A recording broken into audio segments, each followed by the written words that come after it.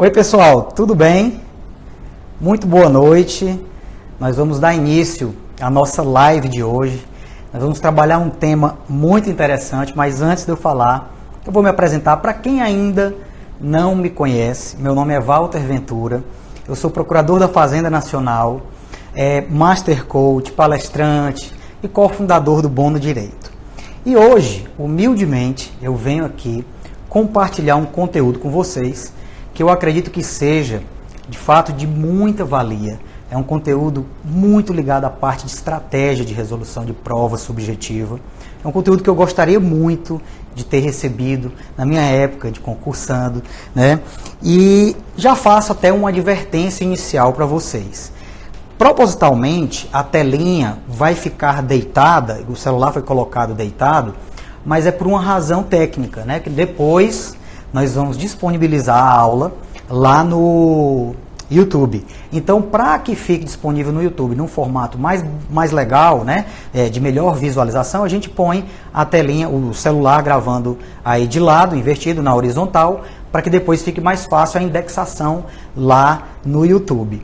E essa aula de hoje também ela tem relação com o e-book gratuito que está disponível para vocês. Basta entrar aí na bio, tem um link, né, que você acessa ao e-book, que eu preparei com muito carinho para vocês, porque de fato, como eu disse a vocês, a etapa subjetiva, ela exige novas posturas dos candidatos, novas competências, novas habilidades. Ela tem um jeito diferente, né? E é o primeiro contato que você vai ter com o examinador para quem ainda não havia sido aprovado, está fazendo prova subjetiva pela primeira vez. Ter noção dessas estratégias é muito importante. E dentro dessas novas habilidades, eu elenquei várias no e-book. E dentre elas tem a questão de saber ser um excelente gerenciador de tempo e de espaço. Dentre outras tantas habilidades, existem essas duas. Hoje, especificamente, nós vamos trabalhar com a gestão de tempo. E nós vamos trabalhar na aula de hoje questões que talvez para algumas pessoas você nunca pensou sobre isso, porque eu também não havia pensado. E olha que eu já estava no meu segundo ciclo de estudos. Eu já era procurador da Fazenda Nacional quando eu voltei novamente aí para, digamos assim, para disputa em concurso público. Isso se deu em 2014, 15, né? E eu, novamente, então, obtive novas aprovações e fiz a minha primeira fase novamente, nesse segundo ciclo. E eu me deparei com uma situação muito interessante. Uma das provas, um dos concursos que eu tive que fazer, eu me lembro como se fosse hoje. Eram 3 etapas. Tinha a etapa objetiva, a primeira fase da etapa subjetiva, que eram só questões discursivas, e uma segunda prova discursiva só com uma peça prática ou um parecer. E curiosamente, no dia em que eu tive que fazer as questões, eu me lembro como se fosse hoje, eram 10 questões de 30 linhas para fazer em 5 horas. Né? Então eu tinha um cenário em que, na conta de padaria, eu tinha que fazer uma questão a cada meia hora. Curiosamente, como era a minha primeira etapa subjetiva depois do meu retorno, no meu segundo ciclo, eu não consegui ter percepções aprofundadas e princípios de realização de prova que, se eu tivesse, certamente eu teria incrementado a minha nota. Eu até percebi que consegui ser aprovado tal nesse certame, mas eu poderia ter ficado muito mais aproximado das primeiras colocações se eu tivesse observado os princípios que eu vou passar na aula de hoje. E é muito legal porque depois que eu recebi a minha prova, foi que eu pude perceber isso. Disse, mas gente, como que eu poderia ter otimizado muito a minha estratégia de prova nesse cenário que eu enfrentei de 10 questões discursivas de 30 linhas para fazer em 5 horas. E é isso que eu vou compartilhar hoje. Depois que eu refleti sobre esse cenário, depois que eu percebi que a minha pontuação, apesar de ter sido aprovado, poderia ter sido bem maior, eu pude então catalogar uma série de boas práticas que eu precisaria adotar a partir da próxima segunda etapa subjetiva que eu ia fazer. E foi exatamente isso que eu fiz. E nas próximas etapas subjetivas que eu fiz, né, nas outras duas, eu fui realmente muito melhor. Não só em termos de pontuação, como em termos de tranquilidade para o momento da resolução da prova. Então, basicamente, essa história que eu compartilho com vocês, que poderia ter ido melhor, é uma história que ela serve de fundamento para tudo que nós vamos falar hoje. Na aula de hoje, nós vamos trabalhar basicamente 5 pontos. Nós vamos ver, primeiramente, que a primeira grande sacada que eu tive foi a seguinte: a gestão do tempo já começa antes da prova. Antes da prova, não é só durante a prova. Então, esse primeiro quadrinho que vocês estão vendo aqui, da gestão de tempo, já é pré-prova e durante a prova. Eu tenho que me preocupar com gestão de tempo já antes de sentar e o sino tocar. Por quê? Porque é muito importante você já ir preparando a sua cama para o momento em que você vai lá chegar para fazer sua prova. Essa é a primeira grande sacada. A gestão de tempo começa antes de sentar e de tocar a sirene. E nesse ponto, a gente precisa então trabalhar como que vai funcionar primeiramente essa gestão de tempo pré-prova. Basicamente, eu elenquei aqui para vocês, são 4 passos, né, ou 4 posturas, habilidades, competências que misturado você precisa dominar para já fazer uma gestão pré-prova. O primeiro passo tem a ver com o edital. Muito importante, primeiro passo básico, você tem que ver o edital, ler, aprofundar a leitura do edital, conhecer as regras editalícias, principalmente qual é o tempo de prova que você vai ter e o número de questões que você vai enfrentar. Essa é a primeira observação ligada ao edital. Tempo de prova e número de questões. E mais, os concursos de magistratura fica mais assim separado, porque o próprio CNJ já diz que as questões não vão ser no mesmo dia das sentenças, né? Então, o cenário que os candidatos ao concurso de magistratura encontram normalmente é ter que fazer só questões discursivas ou uma dissertação e mais questões. Isso varia de concurso de magistratura um para o outro. Mas fora da magistratura, se você pegar concurso para promotor de justiça, para advocacia pública, para defensoria, é muito comum você ter que fazer no mesmo período de prova questões discursivas, acumulando com peças práticas. E isso o edital já tem que te dizer. A primeira parte da leitura é importante já para isso. Por quê? Porque o segundo passo vai ser você observar a pontuação que o edital vai atribuir para cada uma dessas atividades que você vai ter que fazer. Por que a pontuação é importante? Para que você consiga estabelecer uma escala de importância dessas questões. Porque através da pontuação você vai conseguir modular melhor a sua gestão de tempo.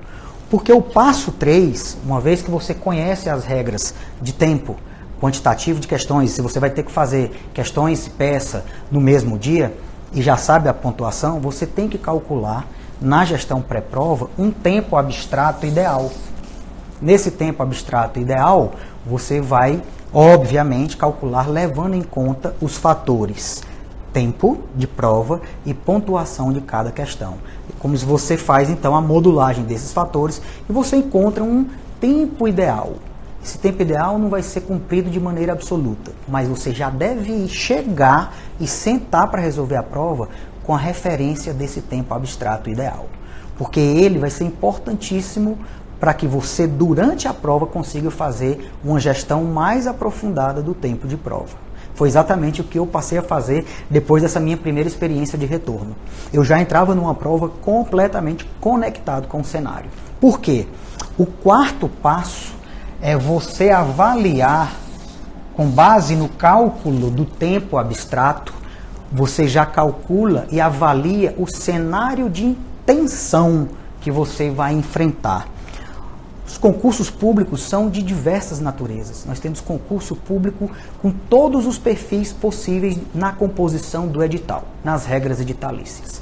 Em etapa subjetiva, até mesmo as questões ligadas aos critérios de atribuição de pontos, elas costumam alterar de um certame para o outro, de uma banca para a outra. Então o candidato tem que estar muito atento com isso. Ele não é o concurso público de alto rendimento, que exige estudo em alto rendimento, em alta performance, não foi feito para amadorismo, não foi feito para amador. Então, se você não quer ser amador, você vai ter que observar isso e calcular o cenário de tensão e ver se você vai estar submetido a um cenário de tensão leve, intermediário ou grave, alto, né? Forte cenário de tensão. Cito como exemplo aqui, em termos de parâmetros de tempo, Você poderia considerar um cenário leve, de leve tensão, o cenário, por exemplo, que caiu recentemente no TJ Bahia, agora em 2018.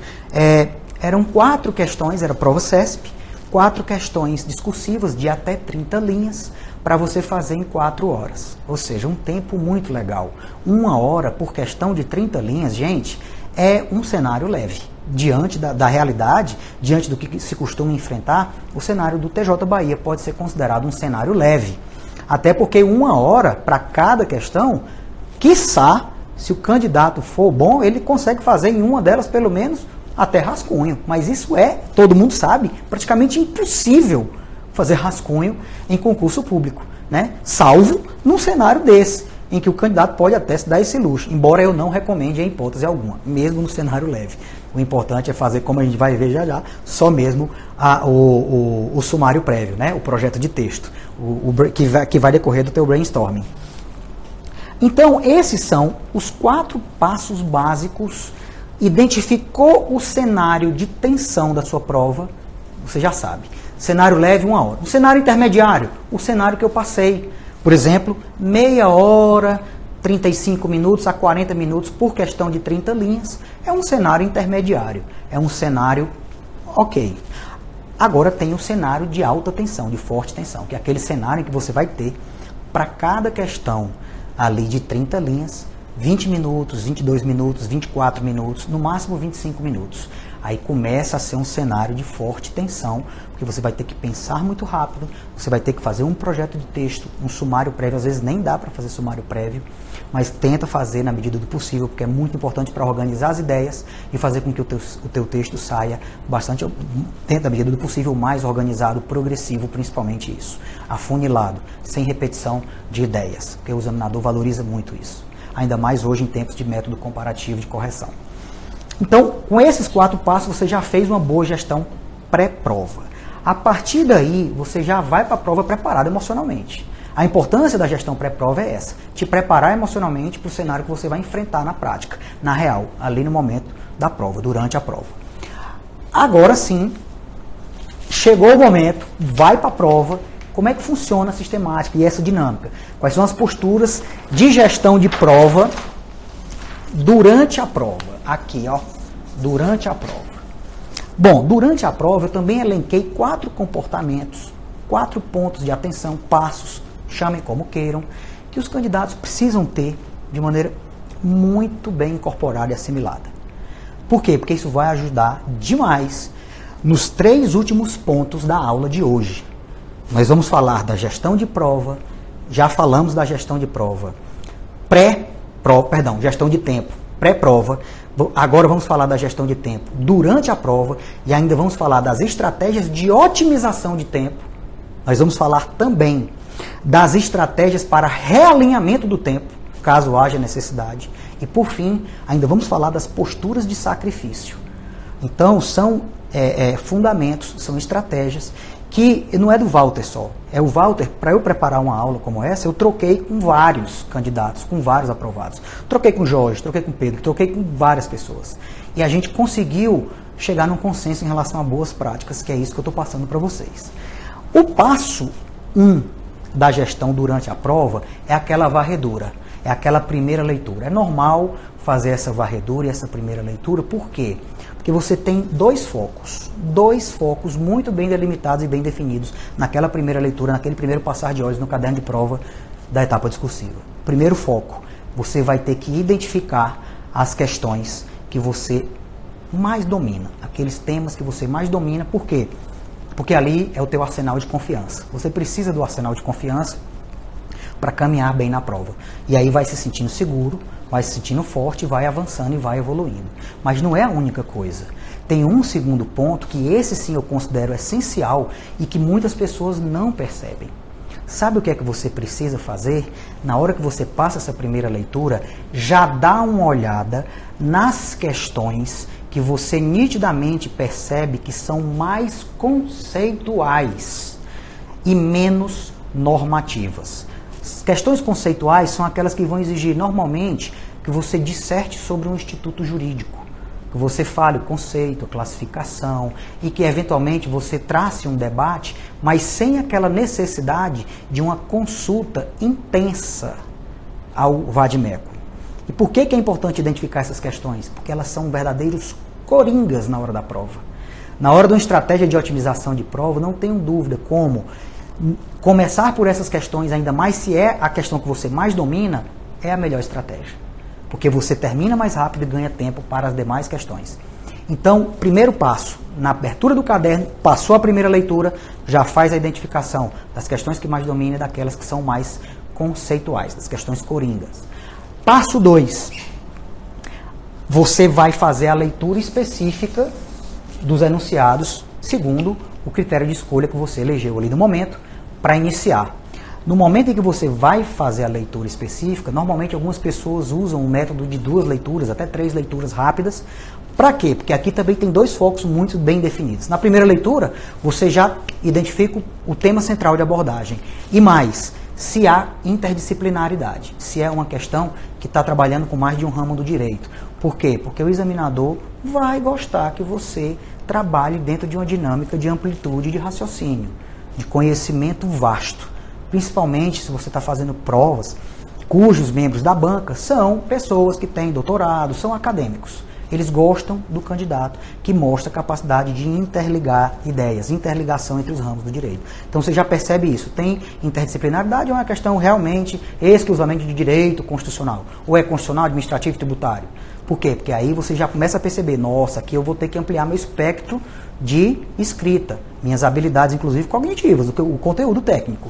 Aí sim, você começa na segunda leitura a fazer o circulado, que é catalogar os pontos de abordagem. Todos os pontos de abordagem. E o candidato ele tem que ser bom em 2 coisas. Ele tem que ser bom em catalogar pontos de abordagem sob o aspecto quantitativo. Quantos pontos de abordagem esse enunciado está jogando na minha cara para que eu tenha a obrigação e vou ter que me desincumbir. Quantos pontos de abordagem? E mais, esses pontos de abordagem, eles estão numa sequência afunilada ou não? Em termos de progressividade, qual desses pontos de abordagem eu tenho que começar a falar? Porque muitas vezes a questão dá o roteiro, isso é muito legal, a questão roteirizada é igual ao cinema, igual ao filme. O roteirista prepara e o diretor vai lá e segue o roteiro. Aqui é a mesma coisa no concurso. Agora tem questão que não dá muito isso. E aí você já precisa ter uma noção de roteirização de questão para que você construa um texto progressivo, um texto afunilado, um texto que, como a gente costuma dizer, encanta o examinador e se diferencia na multidão. Passo 3, preparar o sumário prévio. Sempre digo, é a regra. Todo mundo faz sumário prévio. Todo mundo que costuma fazer boa redação faz o projeto de texto. Claro que a gente vai ver em postura de sacrifício, que é diferente. Quando a gente está trabalhando com postura de sacrifício, não vai dar para fazer o sumário prévio. Mas em CNTP, condições normais, temperatura e pressão, você faz o sumário prévio. Por quê? Porque quando você lê o enunciado, vem o brainstorming. O brainstorming é tempestade de ideias. Você vai tendo vindo muita informação na sua mente, e você vai despejando no papel. Você vai ter que perceber e organizar aquilo. O sumário serve para isso. Para organizar as ideias que vieram no brainstorm, tempestade de ideias. Organizou o sumário prévio, muita atenção com informações que vieram da sua cabeça no brainstorm, mas que de fato não tem pertinência com o conteúdo central do enunciado. Por favor, vamos parar de inserir informação paralela que não agrega para que você se desvencilhe, para que você cumpra com a sua missão em relação ao examinador naquela questão. Certo? Coisa paralela não. Vamos focar no que é o objeto central da questão, do enunciado. E o passo 4, esse sim, se houver necessidade, esteja preparado para realinhar o tempo e realinhar o seu gerenciamento. Isso, em alguns momentos, acontece demais. Agora sim, passado esse segundo momento, que é a gestão durante a prova, primeira leitura, a leitura específica, identificação dos pontos de abordagem, elaboração de um sumário prévio, e o realinhamento, se houver necessidade, aí nós vamos trabalhar 3 pontos que eu considero essenciais, que por incrível que pareça, muitos candidatos simplesmente não prestam atenção nisso. Nunca refletiram sobre isso e talvez, por essa razão, tem muita dificuldade no enfrentamento de prova discursiva. Para terem uma ideia, eu cataloguei 5 Não, talvez tenha mais coisa, mas 5 estratégias que já te ajudam na otimização do tempo de prova, principalmente quando você está dentro de um cenário de tensão intermediário para um cenário de alta tensão. A primeira delas é uma estratégia muito legal. Comece sempre, se possível, pelas questões que associam 2 características, que elas são predominantemente conceituais e que você mais domina. Por quê? Porque se são predominantemente conceituais, são questões que você vai fazer pouca ou praticamente nenhuma consulta ao vade-mecum. E todo mundo sabe que consulta ao vade-mecum é o maior ladrão de tempo em prova discursiva. Consulta ao vade-mecum é o maior ladrão de tempo. Então você tem que ter muito cuidado com isso. Se já verificou, nossa, essa questão é classificação, eu estudei isso, eu não vou precisar nem pesquisar nada no VAD, estou dominando. Já faz ela e faz, pegando aquele tempo abstrato que você calculou, tenta fazer na metade do tempo, para ganhar tempo para as demais questões. Aí você começa a trabalhar com otimização do seu tempo. Ganhou tempo para as demais questões. Principalmente se você perceber que há uma mistura nos enunciados. Há enunciados que vão trazer questões com forte densidade normativa que vão exigir muita consulta ao vade-mecum. Mas mesmo para essas questões há aí a segunda estratégia. Qual que é? Verifique, dentre essas questões que são fortemente normativas, que vão exigir consulta ao vade-mecum, aquelas que são de mais fácil consulta para você. Ou porque você conhece melhor a legislação, né? Ou já manuseou, ou estudou recentemente. Por quê? Porque aí você vai deixar, por último, aquelas questões que vão exigir muita consulta ao vade-mecum e que você vai naturalmente ter mais dificuldade para consultar, porque você não está tão habituado àquele diploma normativo. Deixa essas por último. Segunda dica muito importante. A terceira, se o edital trouxer uma configuração em que você vai zerar, perder a prova e ser desclassificado, se zerar alguma matéria, e aí, por exemplo, a prova recente da Procuradoria do Estado de São Paulo, ela tinha essa configuração.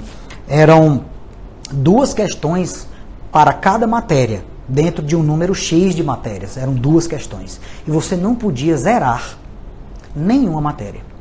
Então, ora, num cenário como esse, se você não pode zerar nenhuma matéria, você vai ter que usar de uma estratégia de resolução salteada. Você vai saltar pelo menos de uma questão para cada matéria até você ter resolvido uma questão de cada matéria e garantir que você não vai zerar. Aí, a partir disso, você faz o retorno. Mas não vai, uma questão, faz as 2 de constitucional, depois faz as 2 de administrativo, porque senão pode ser que não sobe tempo para fazer uma questão de uma matéria, você vai zerar. Você vai perder a prova toda. Então essa é uma outra estratégia que, se o edital trouxer essa configuração, é preciso estar muito atento. Uma terceira estratégia é que, se houver uma dissertação, uma peça ou um parecer no mesmo dia das questões discursivas, veja como é que está a configuração do enunciado, principalmente a questão da pontuação que é atribuída a essa peça, a esse parecer, enfim.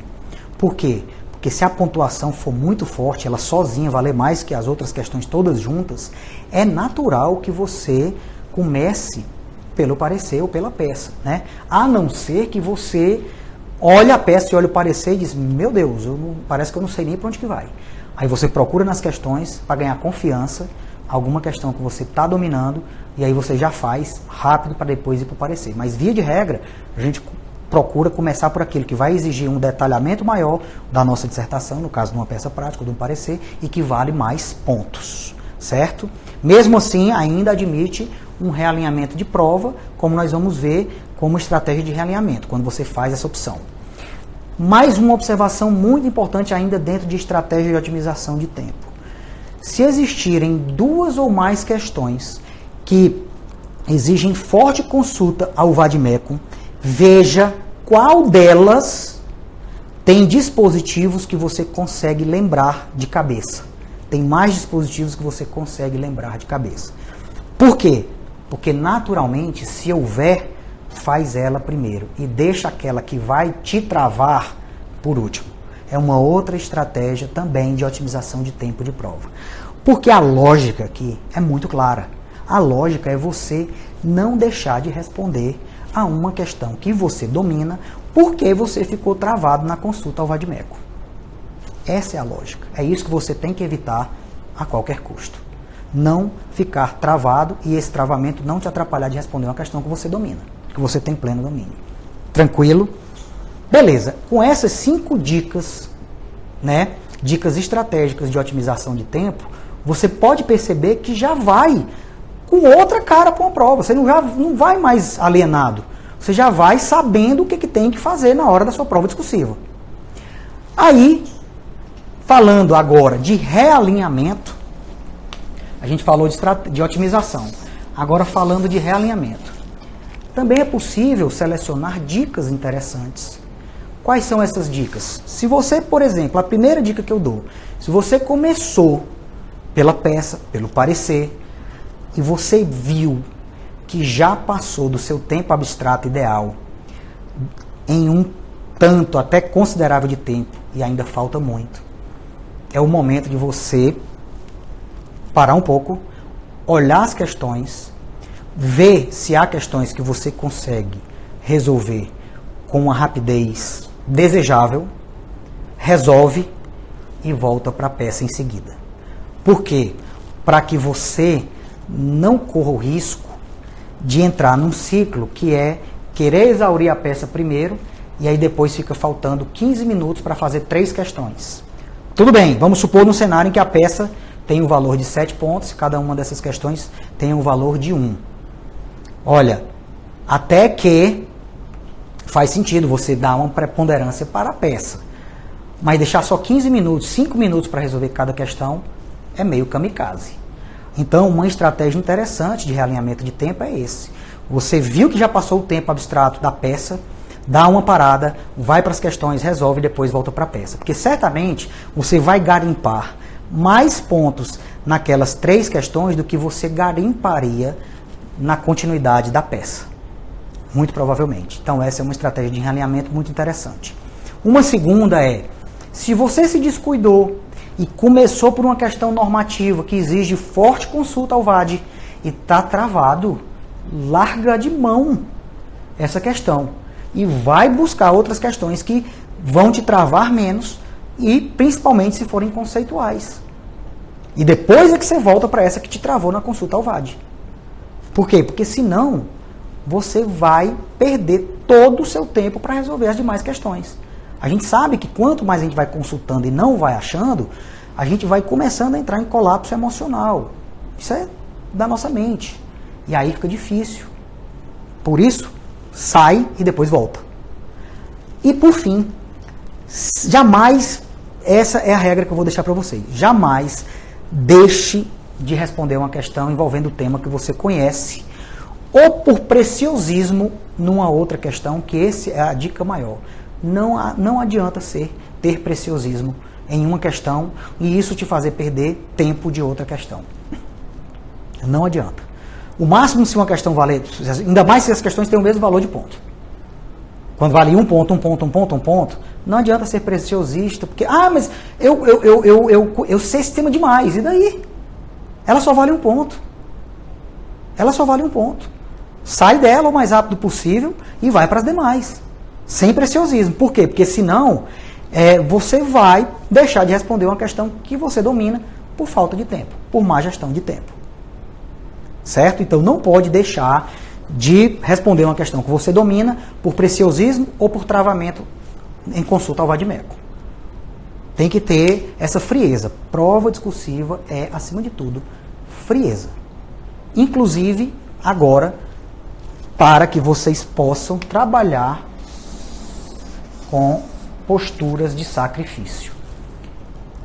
Que é, basicamente, assim, aquela situação em que não tem jeito. Vai ter que cortar um braço ou uma perna porque o pau quebrou. E você tem que ter frieza para enfrentar esse cenário.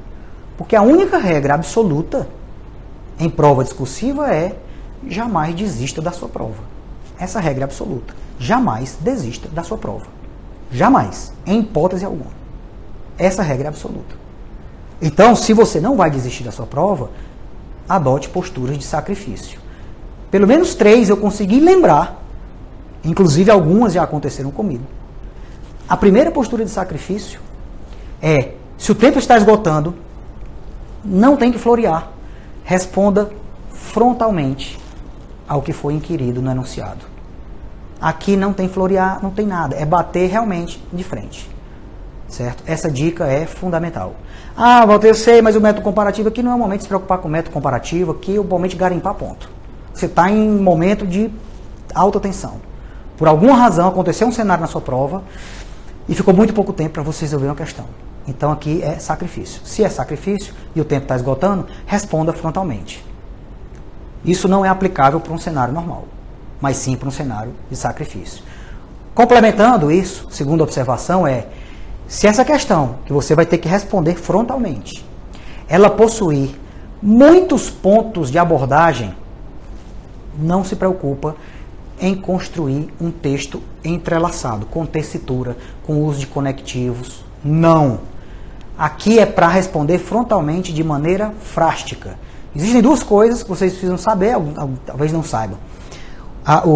As orações e o conjunto de orações ou frases, eles assumem duas possibilidades de formato. Ou ele é frástico, ou ele é parafrástico. Né? A parafrasia significa exatamente o quê? Você usar conectivos para dar sequência em duas frases e transformar em períodos. Né? E aí, a parafrasia é um texto entrelaçado. O texto frástico é tipo aquele texto da ementa mesmo. Sabe a ementa dos julgados? Ali é puramente um texto frástico. Tá sem conexão, sem interligação alguma. Em postura de sacrifício, tem muitos pontos de abordagem, vai lá e faz um texto frástico. Feio mesmo. Você está em postura de sacrifício. Você precisa bater nos pontos de abordagem o máximo possível. E se for para você escrever bonito, você for perder tempo ou for deixar o seu texto desorganizado, não faz isso. Você está num cenário de alta tensão. E por fim, se a questão tiver um conteúdo misto que exija mais de um canal de conteúdo, é um enunciado que quer que você trabalhe aspectos de uma determinada figura jurídica ou de um determinado debate jurídico, conceituais, normativos e jurisprudenciais, na parte normativa, que tem consulta ao vade-mecum, esquece ela. Resolve a parte conceitual, cita a jurisprudência cabível, apenas se lembrar do dispositivo de cabeça, solta ele. Esquece o vade-mecum. É o momento de postura e sacrifício. Aqui é gestão de tempo. E aí você vai frontalmente, sem construir texto bonito e sem consultar o vade-mecum, e vai e resolve. Essas posturas de sacrifício, muitas vezes, salvam vidas. Você consegue garimpar preciosíssimos pontos em postura de sacrifício. O importante é você já criar um arcabouço mental de que você pode enfrentar uma série de circunstâncias durante a resolução da prova. E que essa gestão de tempo, ela é, do ponto de vista estratégico, eu posso dizer, tão ou mais importante do que o próprio conteúdo que você ficou estudando 60 dias antes de fazer a prova. Porque um candidato que não está atento a ser um bom gerenciador do tempo de prova, ele corre o risco de morrer ali, de ser desclassificado do concurso, sabendo responder a todas as questões, simplesmente por não saber gerenciar o tempo de prova. Então, com essas observações, eu encerro essa pequena aula de hoje. Né? A ideia é compartilhar esse conteúdo mesmo. Essa aula é uma aula que, inclusive, vai fazer parte do programa que eu preparei, como se fosse para mim. Preparei o programa Discursiva de Alto Impacto como se fosse para mim, Walter. É um programa que eu queria muito ter acesso. Né? E eu fiz isso com base em experiências, em métrica, resultados obtidos dos nossos alunos, dos participantes dos programas. Eu saí mapeando todas essas devolutivas que eu preparei para eles, questões, como era a postura deles, as posturas que não deveriam ser repetidas, que devem ser evitadas, aquelas posturas que devem ser reforçadas, que devem ser classificadas como isso que eu tenho que assimilar e tenho que fazer igual. O programa é para isso. Estou gravando todas essas aulas como se fosse para mim, como se eu fosse assim, receber o conteúdo. Então, eu agradeço demais o e-book gratuito. Tem muito conteúdo legal nesse e-book. Eu fiz com o maior carinho do mundo, é gratuito, é só entrar no link na bio, baixa lá e você vai ter informações muito relevantes. Algumas delas eu tenho certeza que talvez você nunca tenha parado para refletir sobre elas. Então, meus queridos amigos, com essas observações, se por acaso você fez algum tipo de comentário ou de questionamento, fica tranquilo, eu agora não consigo ver porque eu estou sendo gravado, né? E a máquina está de fundo, mas depois eu tenho o maior prazer do mundo de te responder. Tá legal? Um grande abraço a todos vocês, em todos, de coração, um grande beijo. Fiquem com Deus e muito obrigado pela audiência.